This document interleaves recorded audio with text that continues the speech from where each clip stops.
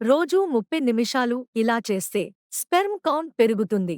రోజులో 30 నిమిషాలు సులభమైన వ్యాయామం చేసినా కూడా స్పెర్మ్ కౌంట్ పెరుగుతుంది. ఆల్కహాల్ తాగడం వల్ల టెస్టోస్టెరాన్ స్థాయిలు తగ్గుతాయి.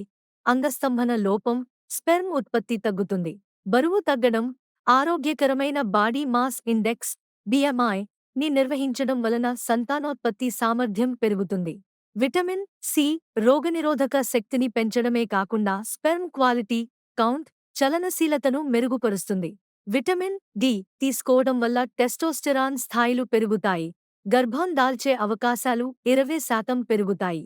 చక్కెర, కొవ్వు, నిల్వ పదార్థాలతో ఉన్న జంక్ ఫుడ్ కన్నా ఆయా కాలాల్లో దొరికే తాజా పండ్లు, కూరగాయలు తినటం మేలు.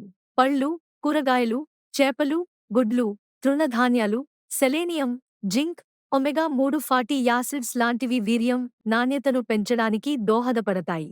ఇలా చేస్తే స్పెర్మ్ కౌంట్ పెరిగి పిల్లలు పుట్టడం గ్యారంటీ.